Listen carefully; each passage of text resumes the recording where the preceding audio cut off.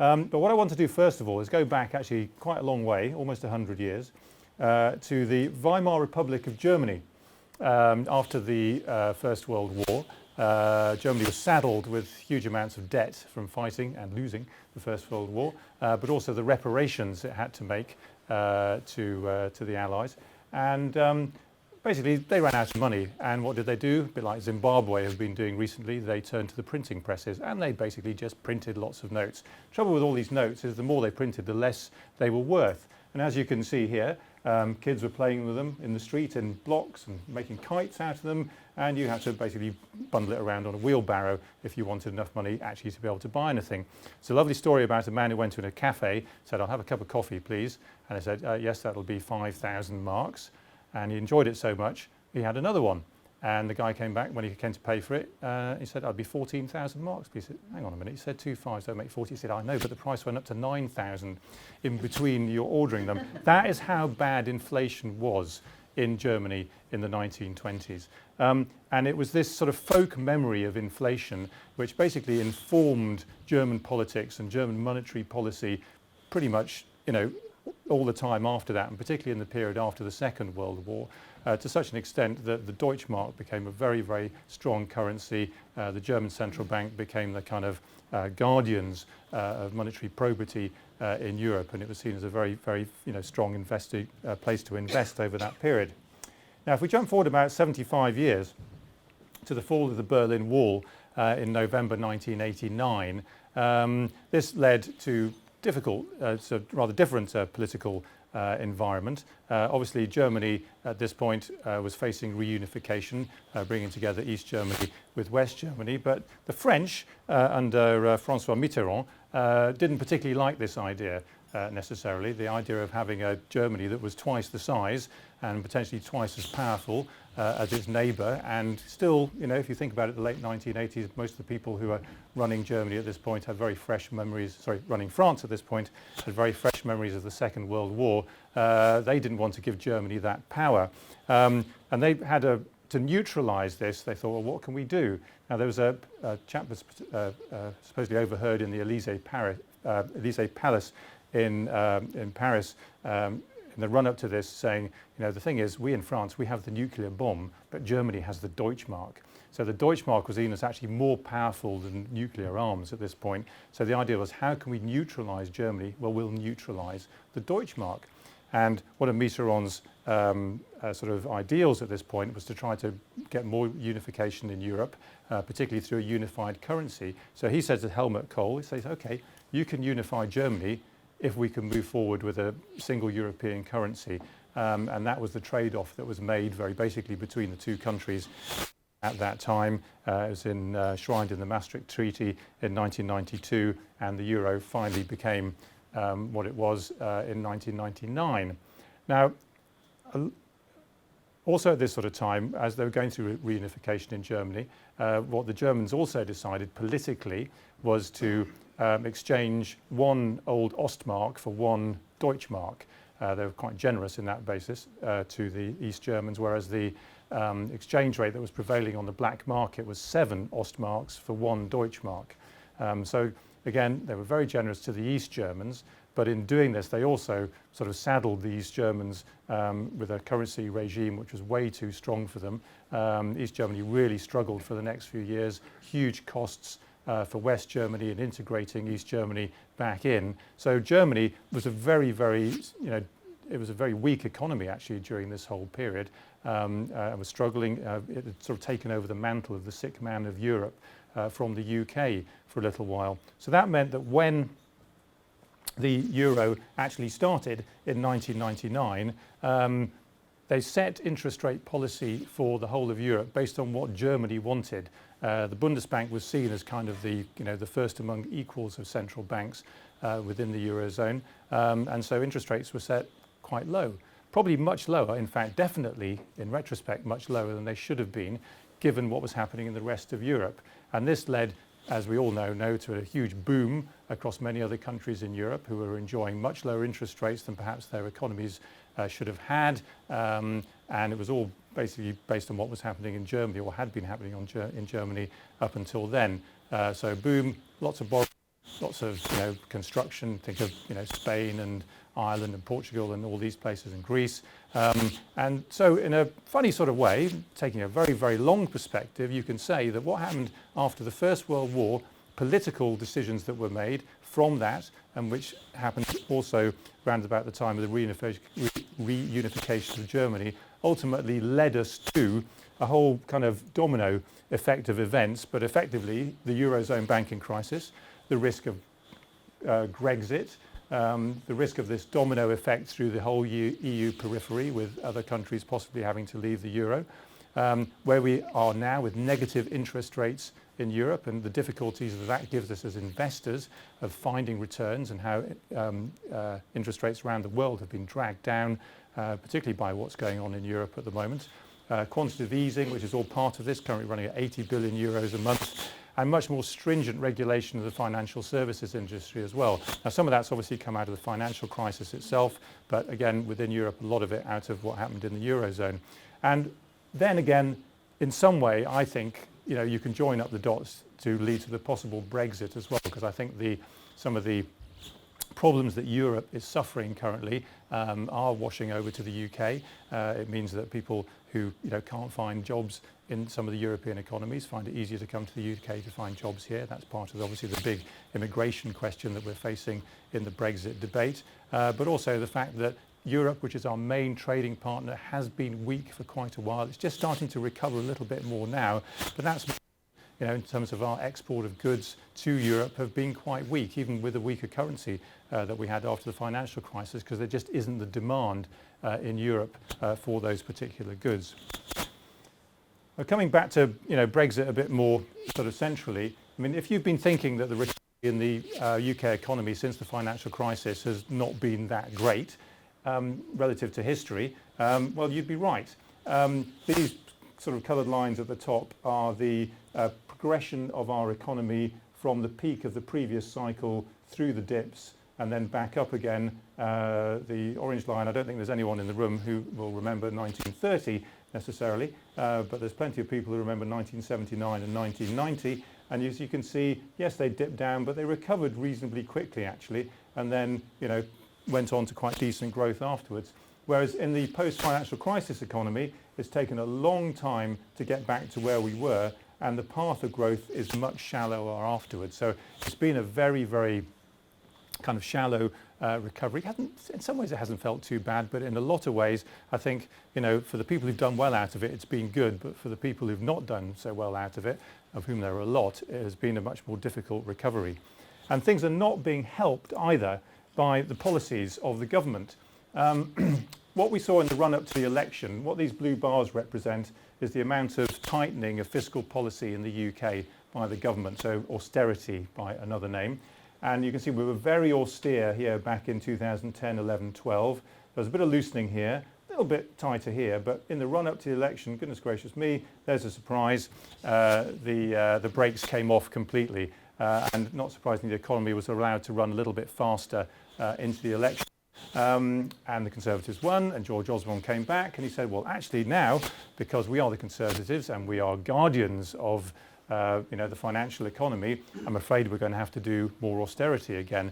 And certainly in the first few years here, a lot of this was built in the build-up to the election campaign. If you remember, they'd said pretty clearly that there are some stuff here that's backdated, cuts to welfare, various social services, local authority budgets, this sort of stuff. So we actually hit the ground into the financial year beginning in April 2015 and just past the election, effectively knowing that the economy was going to be tightened in the UK. And I think that has been borne out in the numbers. Whatever else has been going on in the world and whatever the effect of Brexit might have been, it's been clear to me that the economy has been decelerating pretty much since last summer anyway. And the trouble is, according to the objectives that he has and the forecasts from the OBR, there's going to be austerity running right through. And in fact, theoretically, maximum austerity in the run-up to the next election. Well, I think we all know that's not going to happen. So they're going to fudge this somehow, as they always do. And it's not sure at this point, obviously, whether Mr. Osborne will or will not be the Chancellor by the time we get there anyway. Now, why is this important in terms of the investment background and the political debate and Brexit? Well, I think there is actually some linkage between people's perceived prosperity and the economy and their propensity to want to vote in or out as far as the EU is concerned. This red line here is a 10-poll average of EU in or out polls. Obviously, there weren't so many of them back here in 2012 and 2013. But this is when the economy was at its lows here in 2012. It really started to pick up a little bit at the beginning of 2013. The Help to Buy scheme that came in for the housing market invigorated the housing market. PI payments started coming through. That's been like a kind of huge injection of cash into the economy, which people don't mention very much, which is a huge windfall for the government. And as the economy recovered, lo and behold, we went to a pro-EU lead in all the polls, and this was carrying up here through the election. And then as the economy has turned down since the middle of last year, it looks like the votes have come back a little bit the other way, and now we're sitting, running here around sort of neutral as far as the polls are concerned. So there's definitely a feeling. I have to be careful when I talk about polls, about whether it has two L's or LES in it, because people might get confused when we're talking about this subject. But this is the one with two L's in it, most definitely. I think there's definitely a feeling of malaise out there that people want something to blame, and Europe currently is that thing to blame for what might be going wrong in their lives and in their perception of the economy. So I think this is quite an important factor. So those are the polls that you see coming through every day in the newspapers, and as I say, they have us roughly neck and neck at the moment. There are other polls. Well, there's also the betting market, which has been moving around, which is a rather different market actually. This is the percentage probability of a Brexit. Quite interestingly, you can see here it sort of nipped up quite sharply after the Brussels attacks earlier in the year. Again, that fear of jihadism, immigration, what might happen. Mr. Obama came to visit us and intervened, and it came shooting straight down. So as he, said, no, I think I'd rather you stayed in. And it was all heading this way until in the last week or so, it's gone shooting off in the other direction as well. And in fact, I sent this chart up a couple of days ago, and in fact, it's gone up a little bit further now to more like a 40% probability of a leave vote. So as you can see, the closer we get to the actual vote, the more in the balance is definitely becoming, and that is why financial markets have been in such a state of turmoil over the last few days.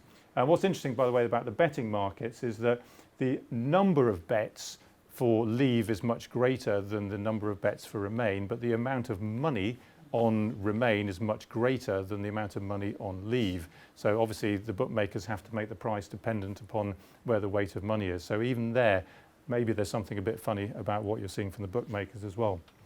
The other question for everybody, and I think I've been talking about this subject now, I'm afraid, for months, and I'm fed up to the back teeth with it, I have to say. One of the things I identified earlier on was how difficult it was going to be for people to make up their minds, just because of the amount of disinformation that was going to be out there. This is a nice little graphic showing the range of estimated effects of Brexit on UK GDP over undefined periods of time, admittedly, but they range from everywhere from a few years out to maybe 2030 in some cases.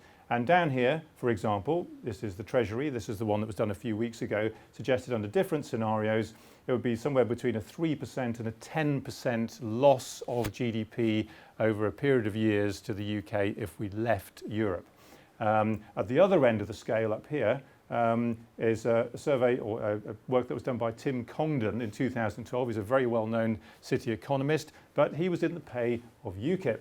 And maybe not surprisingly, he suggested it would be about a 10% benefit to leave the UK. So there are lots of people out there that have got their vested interests, they've got their beliefs, they've got their prejudices, and the information that you're receiving on a daily basis by the newspapers and by the TV and the debates and all this sort of stuff is basically just people chucking numbers at each other, which we have almost no way of corroborating and saying whether or not they'll be true. And even after the event, we'll know on one side whether they were right or not, but we won't know on the other side. There'll never be that counterfactual for us actually to know. So it's a very, very difficult decision for everyone to make, which again, is playing into the uncertainty in financial markets. What have we been doing as investors within all of this? Well, I think the key things that we've been looking at, first of all, from our overall risk position, we've been toning that down now for actually the best part of a year, because we could see sort of problems looming. We could see problems with politics, we could see problems with China. Financial markets were at highs and didn't give us that sort of value that we thought was there, that we could just buy without thinking too hard about it. So we've reduced risk in portfolios, certainly. Currencies is another issue. We identified fairly early on in the process that sterling would be vulnerable under a Brexit scenario, and that there would be a lot of thought about it happening, and that's exactly what's happened. Mainly because we've got this great big current account deficit in the UK, whereby 7.5% of our GDP walks out the door every year and has to be replaced by money coming in from somebody, so usually investors. A lot of those investors in the last few years have been Russians with briefcases full of cash buying property in London. There's been a lot of flight money from Syria and Greece and the Middle East. A lot of that money is now used up. There's not as much money in the Middle East as there used to be because the oil price has been lower. So the currency definitely under some pressure.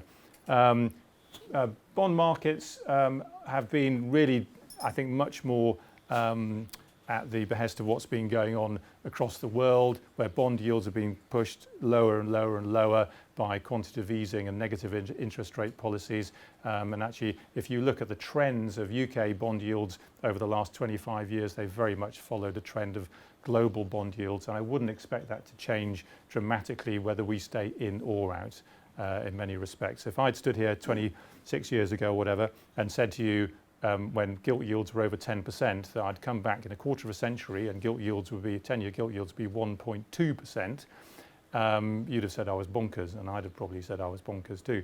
And also, it's been a falling trend through Conservative government, Labour government, and a Liberal Tory coalition, and then another Conservative government. And again, you would not have expected that to happen given what we had thought about the world in 1990, for example.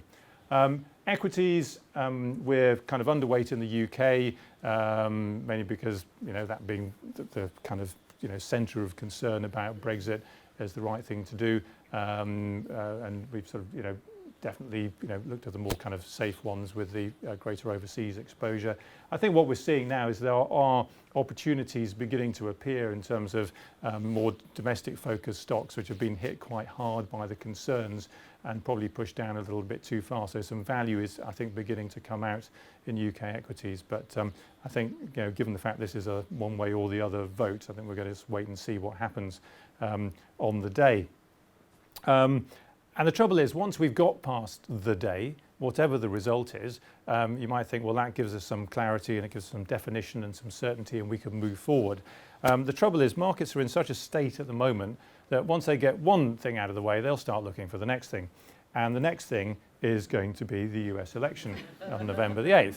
Now, I can hear you already chuckling about this one, and I'll give you something more to chuckle about here, although I worry that the last laugh is going to be on me with this particular side. But is the world ready to be run by a man who has guinea pig for a hairpiece? I'm not sure about that. But it's not just... but it's not just in the US. There is something going on in the world at the moment which is not quite right, I think it's fair to say, or not as we have been used to seeing over the last 30 or 40 years, certainly, where there's been a kind of a kind of centre-left, centre-right consensus sort of politics in the world. What we're seeing is it's more extremism.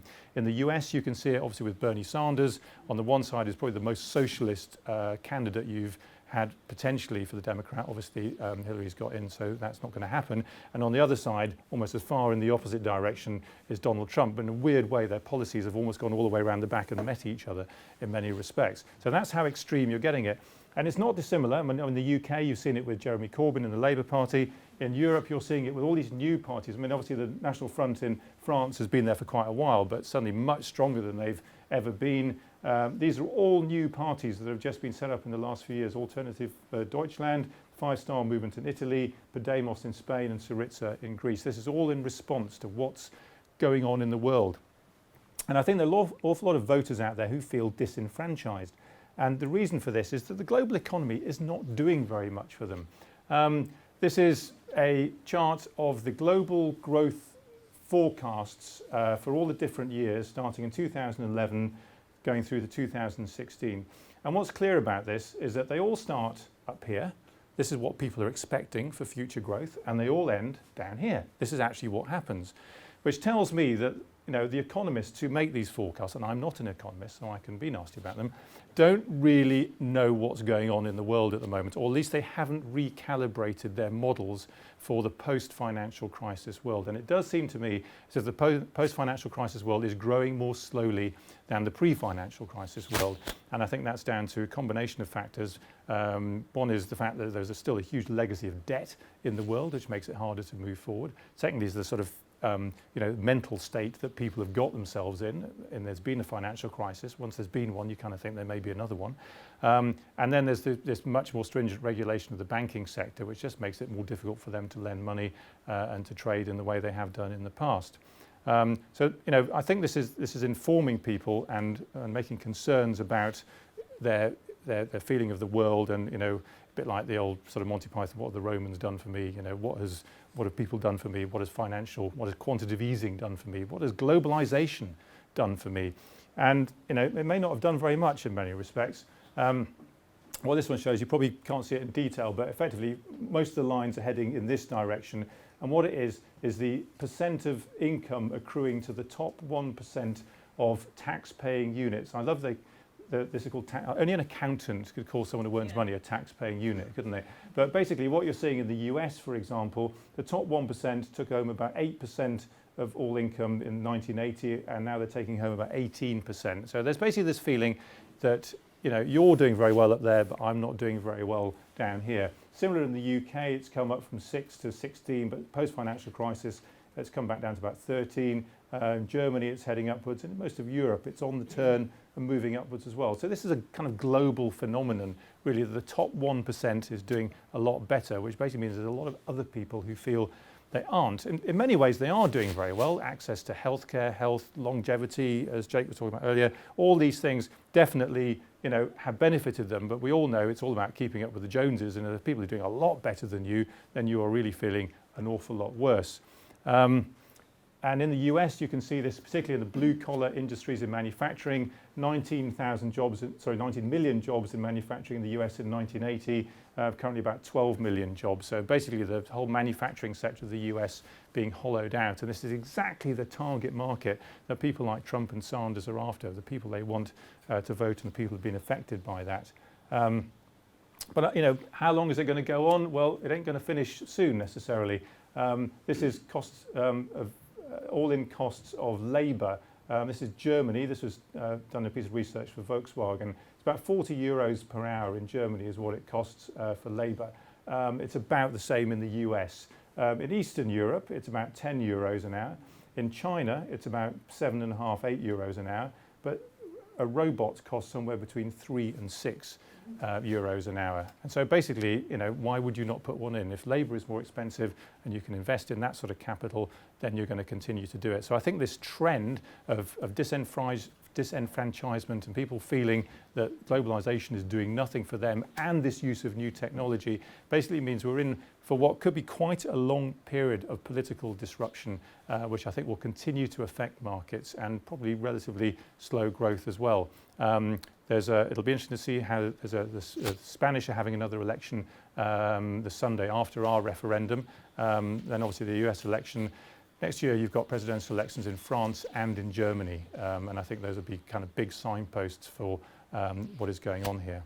The other thing that's I think leading over all of this is the direction of travel of the global economic centre of gravity.